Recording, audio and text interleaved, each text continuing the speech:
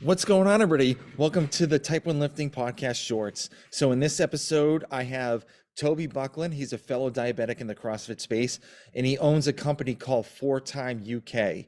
So in this episode, we talk about, our diabetes experiences, and I hope you enjoy. You're a fellow diabetic, so I always talk to the people that I interview as that are diabetics, like how did that whole tell me your story of how you became a diabetic. Yeah.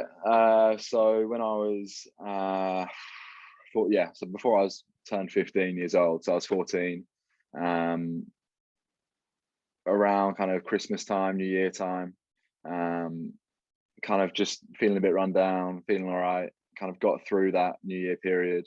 Hmm. And then from sort of January through till February, I lost, I'm trying to think of pounds, probably about 30 to 40 pounds. Damn. Um, which yeah, it was about 15 kilos, so yeah, 35 pounds, Hmm. which when you're a 15-year-old kid, I was playing like rugby full time, so I went from kind of being like a good rugby player to just ill basically, and injured the whole time and sick. And then yeah, just like as we said before you started, like just the constant drinking water, Hmm. needing to go to the toilet kind of 10 times a night, just like constant exhaustion. Doesn't matter how much you eat, like the Yep. energy doesn't come. And yeah, it's and then yeah, went to a hospital, diagnosed, and then discharged that night or the night after. And then yeah, that was when I was 15, so 23 now, so yeah, 8 years down the line. Oh, same time as me. So Yeah, still not getting any easier. no, no, no. So is Yeah. anyone in your family? Is anybody in your family have diabetics, diabetes? no no, there's no history of it. I'm the first one. Yeah, Yeah, first gen. that's crazy. Because same with me too. I'm the only person in my family that has diabetes. It's insane. Yeah, it's I think, I don't know whether it's becoming more and more common or what the trend is, but there's definitely more and more people I meet now with who are diabetic for sure. I remember I worked in Australia for a year, and when I was at the school there, like in my school, I was the only one really. I mean, maybe there was someone else, and there was probably Hmm. like 1,000 kids at the school, or maybe just under that. And in Australia, it's like maybe there was a dozen to kind of nearly 20 kids, which for a similar amount of people, maybe 1,000 kids again. Yeah, Seemed like a lot to me, but I'm not sure what it's like in the States. yeah. It's getting more and more rampant for some reason. So I've Yeah, noticed. So, but the crazy thing is I read a stat. I think it was like last year that the 60% of new onset diabetics get it after they're 30. And really. so, yeah, and I was like, Yeah, and it's like typically like, you would think, somebody be like, oh, how old are you when you got diabetes? Like, was it juvenile and stuff like that. And it's like, I hear, and it's even me being in the military, um, I actually have like a couple other people, like prior military, but I've actually had like 5 of the people I know that got diabetes after they quit the military too. So I don't, I don't know what's going on over here, but it's interesting. yeah. No, I've heard the kind of the rule of sevens, right? Where it's like 7, 14, 21, 28, 35. Those are like kind of when the Changes autoimmune happen. conditions, yeah, things can happen. So like, I mean, I was 14. You said you're 35. It's kind of weird it happens that way. Obviously being a diabetic, it's a numbers thing. So Yeah. do you get frustrated when you get like really high all the time, and like how do you manage it, or you just kind of like, yeah, it is what it is, and I'll just change it when it happens.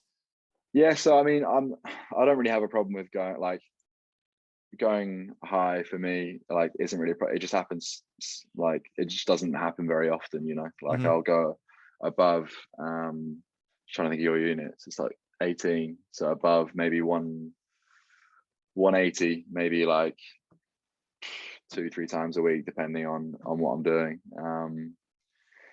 So yeah, it's not that's not a problem with me. It's just trying to basically get through the day each Hmm. day. Yeah, yeah. So it always seems to be kind of going low. So it's just about constantly kind of getting food in.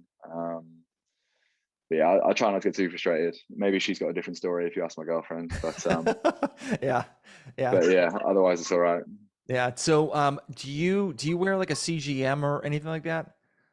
Yeah, so over the kind of the last 2 years, I got a Novo Nordisk continuous blood glucose monitor. Yeah. And again, I'm not unsure how it works in the US, but through the NHS, basically my blood sugar was going so low so often that the NHS sorted me one out for free. So I've been on that since basically.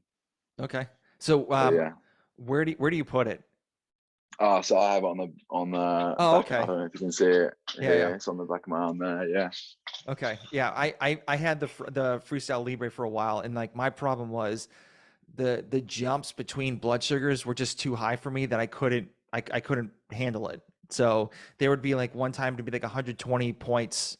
Well, 120 points off from where I checked my blood sugar.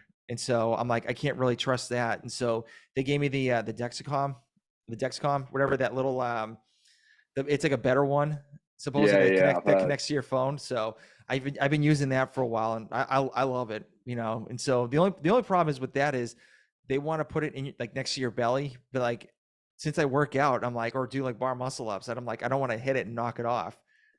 Yeah, I'm not a massive fan of kind of things on my skin or on my body. But yeah, I think those continuous blood glucose monitors, whether you have, I don't know, the Dexcom or the Freestyle Libre, they've probably changed my life quite drastically because obviously, as you know, like when you finger prick test, there's no awareness of kind of the direction in which that blood sugar is going. So it does make a big difference, and it has changed my management of diabetes hugely. So yeah. Hey guys, thank you for tuning in to the Type 1 Lifting Podcast short. If you want to see the full episode, the link is down in the description, and thank you for tuning in.